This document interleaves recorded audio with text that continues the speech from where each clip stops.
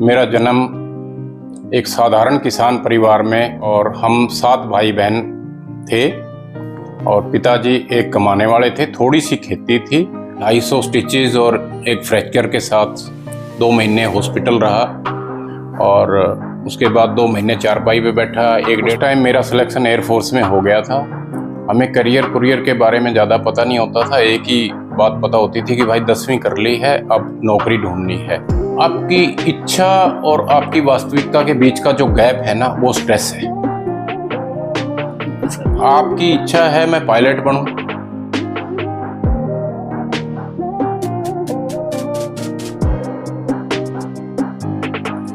आप सभी का स्वागत है हमारे YouTube चैनल पे जिंदगी का निचोड़। और आज हम आए हैं हमारे प्रिय श्री रामलाल सर जी, जो कि एक्स सर्विसमैन एयरफोर्स से रिटायर्ड हैं। सर, आप अपने बारे में हमारी जनता को कुछ बताइए। मेरा नाम रामलाल एडवोकेट है। मैं फतेहाबाद डिस्ट्रिक्ट कोर्ट में प्रैक्टिस करता हूं। मेरा जन्म एक साधारण किसान परिवार में गांव इंदा छोई में हुआ और हम 7 भाई बहन थे और पिताजी एक कमाने वाले थे। थोड़ी सी खेती थी, उसमें से उन्होंने हमें स्कूल भेजने की सोची आज से लगभग 50 साल पहले। तो ये उनका बहुत बड़प्पन या आगे की सोच दिखाती थी।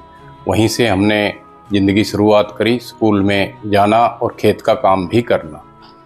तो 7 भाई बहनों में से बड़े 2 तो पढ़े नहीं और एक बहन नहीं पढ़ी। हम 4 भाई बहन जो है पढ़े लिखे और अपनी नौकरियां भी लगी, जिनमें से 3 भाई हम एयरफोर्स की सेवा में भर्ती हो गए थे और अभी 2 रिटायर होके अपने अपने करियर में अच्छा कर रहे हैं, जबकि एक वायुसेना में रहते हुए शहीद हो गए थे। और सर, आपकी एजुकेशन क्वालिफिकेशन? सर, एजुकेशन के मामले में मैं डीएन कॉलेज में पढ़ता था, बीएससी में 1983 में। उस टाइम मेरा सिलेक्शन एयरफोर्स में हो गया था। हमें करियर के बारे में ज़्यादा पता नहीं होता था। एक ही बात पता होती थी कि भाई 10वीं कर ली है, अब नौकरी ढूंढनी है, कोई भी मिल जाए। ये स्टेटस कैडर क्लास 1 2 3 हमें ज़्यादा पता भी नहीं होता था, चिंता भी नहीं होती।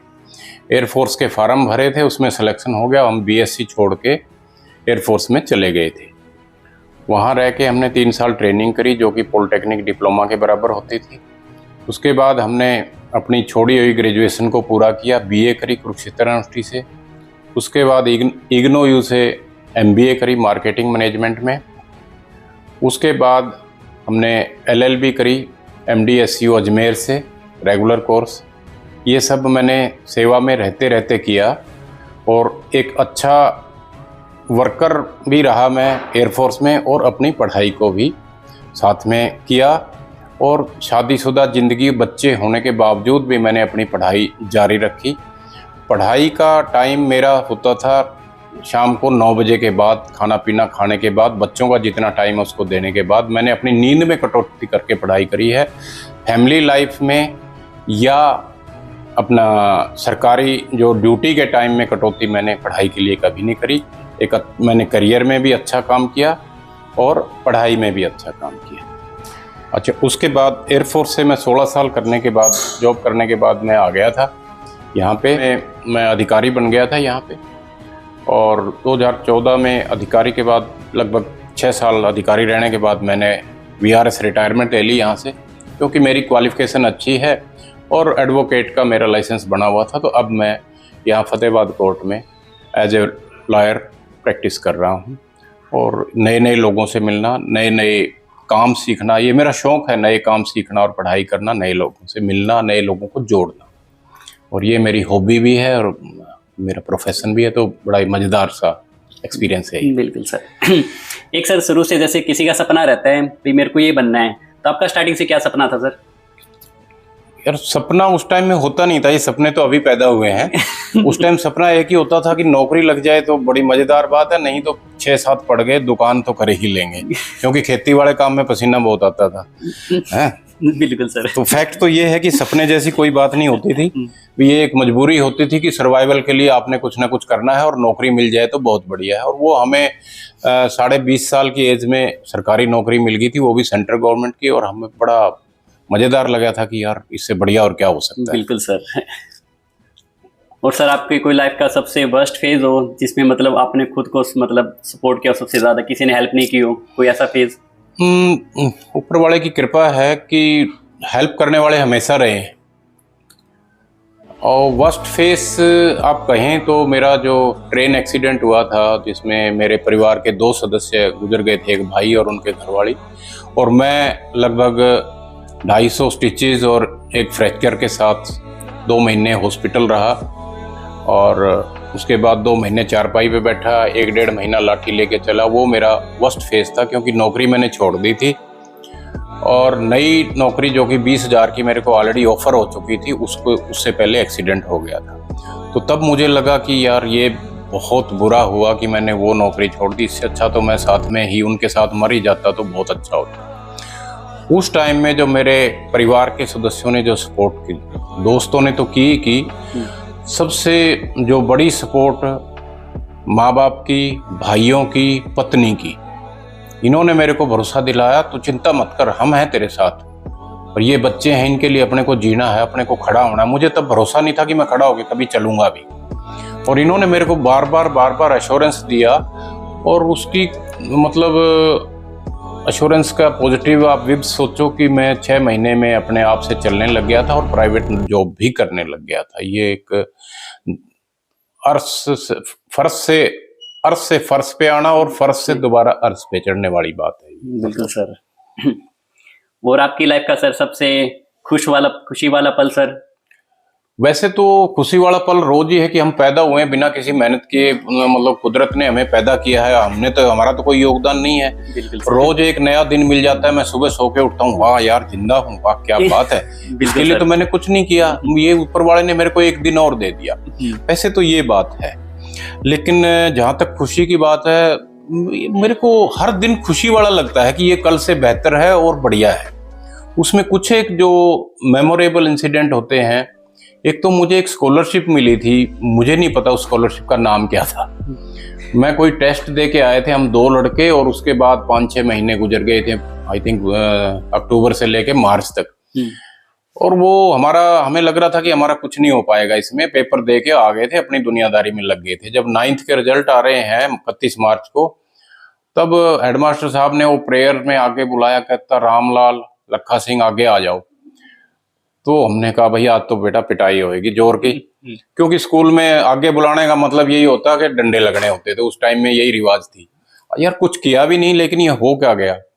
और जब हेडमास्टर साहब ने दोनों को आगे खड़ा करके कहा कि इन 2 बच्चों ने छात्रवृत्ति जीत के हमारे स्कूल का नाम रोशन किया है, बेटा कल दफ्तर में आके अपने कागज पूरे कर लेना, और 250 रुपये प्रति साल आपको स्कॉलरशिप मिलेगी, और आप कल आके ये फॉर्मेलिटी करके ले जाना।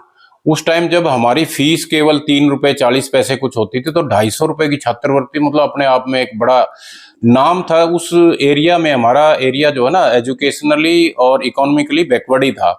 उस एरिया में किसी को पता नहीं होता था कि छात्रवृत्ति भी मिला करती है बच्चों को, तो मैं उनमें से एक था। आज भी आप दारसुल स्कूल में जाओ, उन बातों को आई थिंक 42-43 साल हो गए होंगे, मेरा नाम आपको लिखा हुआ मिलेगा कि मेरा और लखा सिंह का, कि इन बच्चों ने छात्रवृत्ति ली थी। आज तो हर तरह की छात्रवृत्तियां हैं, बच्चे ले रहे हैं, ट्यूशन पढ़ा रहे हैं, टीचर भी जागरूक हैं, पेरेंट्स भी जागरूक हैं। तो वो एक इंसिडेंट था। उसके बाद जिस दिन एयरफोर्स में सिलेक्शन हुआ, वो भी एक अपने आप में, अरे यार नौकरी मिल गई। लोगों को तो पता नहीं सिफारिशें लगाने के बाद भी नहीं मिल रही, यार अपने को मिल गई। बस ये 2 चीजें जो है ना, वो मेमोरेबल, काफी मेमोरेबल। और जैसे सर आजकल स्टूडेंट है सर, उनकी लाइफ में मतलब एक डिप्रेशन और एक स्ट्रेस नाम का वर्ड आ रखा है सर, वो उन चीजों को मतलब आपके अकॉर्डिंग कैसे डील करे सर? मतलब स्ट्रेस है क्या? स्ट्रेस आपकी इच्छा और आपकी वास्तविकता के बीच का जो गैप है ना, वो स्ट्रेस है।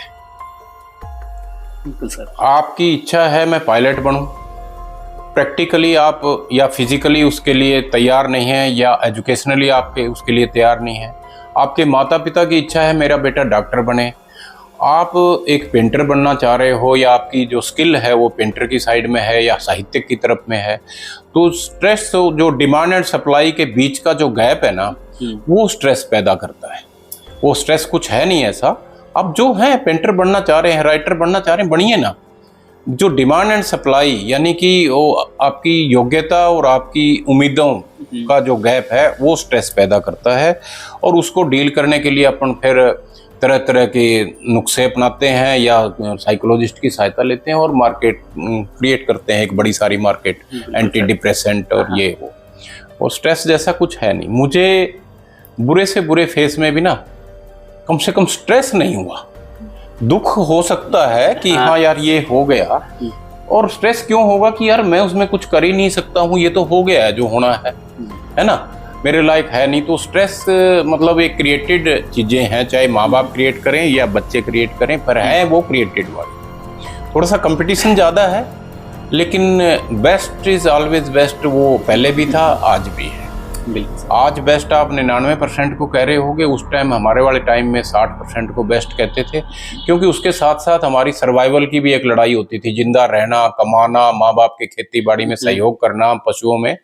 तो वो करके जो लोग पास पूस हो जाते थे 10वीं 12वीं, तो उनको भी आप यूं कह सकते हो कि भाई बहुत सक्सेसफुल थे। बिल्कुल सर, ये बात। अभी तो काफी सुविधाएं आ गई सर, पहले के टाइम में तो बहुत ज्यादा लेबर करते थे लोग कुछ पाने के लिए। और सर मतलब अभी काफी स्टूडेंट्स है जो नीट की तैयारी कर रहा है, कोई IIT की तैयारी कर रहा है, इंजीनियर बनना चाहता है, तो उनकी लाइफ में अगर कोई एग्जाम में फेल हो जाते हैं ना, तो वो अपनी बात पापा तक या अपने पेरेंट्स को बता ही नहीं पाते हैं। और उनके मतलब गैप सा रहता है, बीच में भी बताएंगे तो क्या पड़ोसी क्या बोलेंगे, मेरे पापा ने भेजा था। मैं आपको बताता हूँ, पहली बात तो ये है कि हमने सिर्फ नीट और IIT ही सुना है और उसी पे हम फोकस किए जा रहे हैं। तो पेरेंट्स को चाहिए, एटलीस्ट बच्चे यदि उतना टाइम नहीं निकाल पाते, तो पेरेंट्स को चाहिए कि वो और भी दुनिया है उसको एक्सप्लोर करें। एक IIT और एक मेडिकल के सिवाय भी बहुत सारे करियर हैं, और बहुत सारे जो है लोग उसमें अच्छा कर रहे हैं। वकील भी बहुत अच्छा कर रहे हैं, CA भी बहुत अच्छा कर रहे हैं, ड्रामा आर्टिस्ट जो है ना, कलाकार हैं, वो भी बहुत अच्छा कर रहे हैं। आप तो इन जो भंवर चक्कर है ना, इससे बाहर निकलो कि नीट है तो जिंदगी है वरना कुछ नहीं है, ऐसी कोई बात नहीं है। प्राइमरी चीज ये है कि जिंदगी है, और ये नीट है, IIT है, ये तो हो ही जाएगा, ये X नहीं तो Y, Y नहीं तो Z। मेरे को बताइए, बिल गेट्स ने कौन सी IIT की थी भाई? तो अच्छा, अपना धीरू भाई अंबानी ने कौन सी MBA की थी भाई? तो ये फॉरगेट अबाउट कि भाई नीट में नहीं हुआ तो जिंदगी उजड़ गई। एक ये बात है कि आप एक्सप्लोर करिए दुनिया को, बहुत है, बहुत कुछ है। इंजीनियरिंग और मेडिकल ही दुनिया या जिंदगी नहीं है, जिंदगी है तो सारी चीजें हैं और बहुत सारी चीजें हैं, और आप कर सकते हो, एक्सप्लोर कीजिए उनको। दूसरी रही बात स्ट्रेस है, यू आर फीलिंग बैड कि यार 12वीं में भाई 90% नहीं आए तो घर वाले मारेंगे या पता नहीं क्या हो जाएगा। अरे 90 नहीं आए तो क्या हो गया? ऐसे ऐसे हैं कि जिनके 35% वाले आज IAS बने हुए हैं। बिल्कुल सर। तो आप पहली बात तो ये टेंशन छोड़ दीजिए कि मैंने 90% लेने के लिए एग्जाम दे रहा हूं या मैं नीट क्वालिफाई करने के लिए। आप कोई भी अफोर्ड कर रहे हैं या एग्जाम दे रहे हैं तो आप इसलिए दीजिए कि मैं अपना बेस्ट करूंगा इसमें। वो चीजें तो अपने आप आ जाएंगी। आपने परसेंटेज कितनी चाहिए वो अपने आप आ जाएगी, आपको कमाई कितनी चाहिए वो अपने आप आ जाएगी।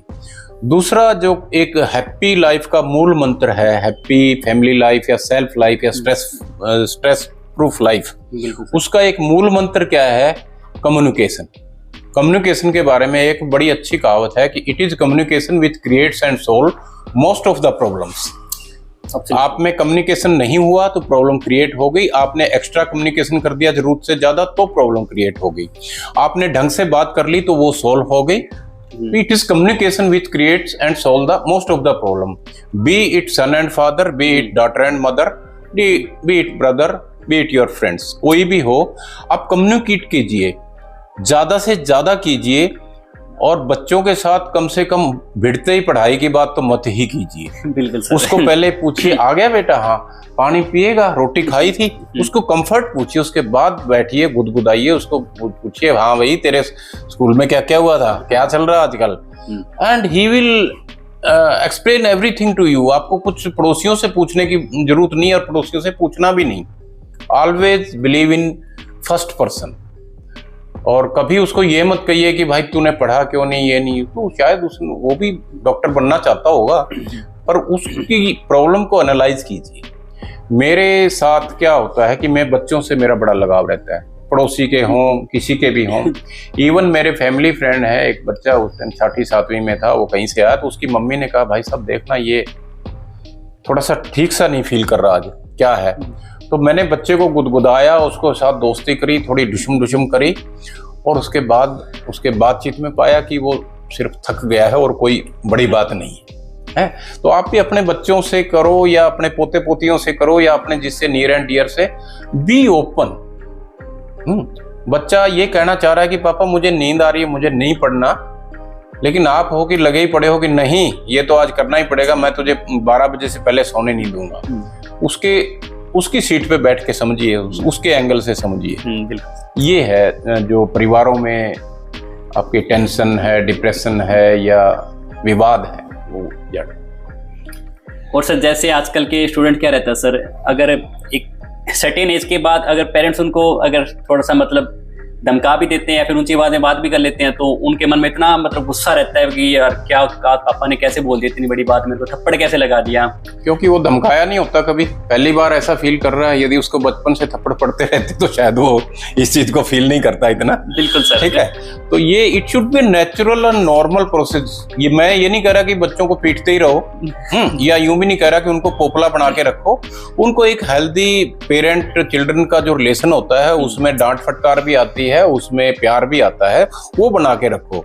कि ऐसा नहीं हो कि जब आप उसको 20 साल का हो गया और वो अपने डिसीजन थोड़े थोड़े खुद लेने पड़े और तब डांटने की नौबत आ जाए, तो उसको फील होगा ही होगा। उसको एक नॉर्मल इंसान बनाओ, उसको एक्स्ट्रा ऑर्डिनरी इंसान बनना होगा तो अपने आप बन जाएगा, आपके बनाने से नहीं बनेगा। वो उसमें कैपेबिलिटी होगी तो वो अपने आप रास्ता चुन लेगा। बिल्कुल सर। और सर आज के टाइम में ना ये स्मार्टफोन आ रखा है एक, जिसकी वजह से मतलब कुछ बच्चे तो उसका यूज कर रहे हैं, मतलब जो यूजफुल है, लेकिन कुछ उसका गलत उपयोग भी काफी कर रहे हैं। तो उस पे सर आप क्या कहना चाहेंगे सर? उस पे मैं ये कहना चाहूंगा, ये जो टेक्नोलॉजी है ये जिंदगी का हिस्सा है। यदि टेक्नोलॉजी डेवलप नहीं हो रही होती तो आज हम आदि मानव की तरह जंगलों में घूम रहे होते या भैंसे के ऊपर बैठ के घूम रहे होते। ये तकनीकी तो है जो जिसमें हम यहाँ तक आए हैं। पहले पहिया बना, पहले पत्थर बना, आग जलाई, पहिया बना, बैलगाड़ियां बनी, फिर मोटर कार बनी, है बिजली जनरेटर, ये चीजें बनी, उसके बाद कंप्यूटर मोबाइल, ये तो बहुत बाद में आए हैं। तो ये तकनीकी है, ये ऑलवेज बढ़ती रहेगी और बढ़ती रहनी चाहिए। यदि नहीं बढ़ती तो हमारी हालत वही होती जो मैंने वो कहा है।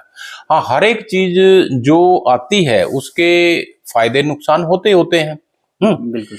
जब मोटर गाड़ियां चली होंगी तो एक्सीडेंट हुए होंगे लोगों के, जब बिजली आई थी तो लोगों के करंट भी खूब लगे होंगे, लेकिन उसके बिना आज चलता नहीं है। इसका मतलब ये तो नहीं कि हम तकनीकी को डिनाई कर देते। आज से जब 60 साल पहले हरियाणा में बिजली आई तो हम कहते नहीं नहीं नहीं बिजली हम नहीं आने देंगे। तो ये चीजें तो आएंगी और आनी ही चाहिए।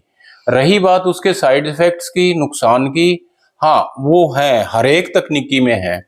ठीक है, कोई इससे चोरी करेगा, लाइजनिंग करेगा, कोई गलत मैसेज भेजेगा, कोई पोर्न वीडियो देखेगा, सब कुछ होएगा। लेकिन वो तो आपने देखना है ना भाई। कुआं खोदा है पानी पीने के लिए, बड़ी अच्छी बात है। अब उसमें डूब के भी मर सकता है कोई, इसका मतलब ये तो नहीं ना कि हम कुआं ना खोदें। ये तो आपको देखना है और समाज को देखना है कि इससे कैसे बचा जा सकता है, इसके फायदे कैसे लिए जा सकते हैं, ना कि इसके नुकसान ही नुकसान देखे जाए। ये तो आज मोबाइल है, इसके बाद तो और बहुत कुछ आने वाला है, हमें पता भी नहीं है। 50 साल पहले लोग यूं कहते थे कि भाई ये सिनेमा ने बिगाड़ दिया आजकल बच्चे। अच्छा 20-30 साल पहले कहते भाई टेलीविजन ने बिगाड़ दिए। ठीक है, अब टेलीविजन किसी को नहीं बिगाड़ता, अब कहते हैं कि भाई मोबाइल ने बिगाड़ दिए। तो क्या अब वो सिनेमा क्यों नहीं बिगाड़ रहा या टेलीविजन क्यों नहीं बिगाड़ता? टेलीविजन तो अपने घर में अभी भी है। तो ये बिगाड़ने बिगुड़ने का रूटीन जो है ना, ये महाभारत रामायण के टाइम से चला आ रहा है। इसमें नाम किसके ब्लेम करें, वो हम एक चीज ढूंढ लेते हैं जो नई आई हो, और उसका कारण ये है कि thy nature is to oppose, यानी ह्यूमन नेचर का काम क्या है कि जो नई चीज घटना घट रही है उसको अपोज करना होता है। और कोई ऐसी बात नहीं है आज आपको कह दें कि आपके घर में बिजली नहीं रह जाएगी, आप अपने पुराने जमाने में चले जाओ, क्या तैयार नहीं है ना? तो ये बात है, तकनीकी आई है, आएगी। मोबाइल का इसमें कोई कसूर नहीं है। आपने देखना है कि कुएं से पानी पीना है या डूब के मरना, चाकू से सब्जी काटनी है या अपनी नस काटनी है, ये आपने देखना है। बिल्कुल सर। तो आपकी एज के जो है सर सीनियर सिटीजन और जो हमारी जनरेशन के है सर इस टाइम पे, तो उनके जो मतभेद रहते हैं सर विचारों के अंदर काफी, तो एक फैमिली के अंदर भी एक अगर कॉमन डिसीजन लाना चाहे तो वो मतलब किस तरह लाएं सर? देखो, मतभेद हैं और होने चाहिए, और हम छोरी को स्कूल भेजेंगे, छी छी कैसी बातें कर रहे हो, बच्चों की लुगाई की कमाई खाएंगे, सोचेगा कि ये नहीं बना तो मैं मर जाऊंगा, मुझे ये नहीं मिला तो मैं मर जाऊंगा। भी काम करते थे तो बड़े एंजॉय करते थे कि यार अपने जैसा कोई नहीं है, किसान सबसे बढ़िया होता है, वो अपने आप मिल जाएगा, वो आपके पीछे पीछे फिरेगा कि भाई तू कहाँ है, मैं तेरे लिए आया हुआ। 4 लोग कुछ नहीं कहने वाले, 4 लोगों के पास वो आपके बारे में नहीं तो किसी और के बारे में कह लेंगे।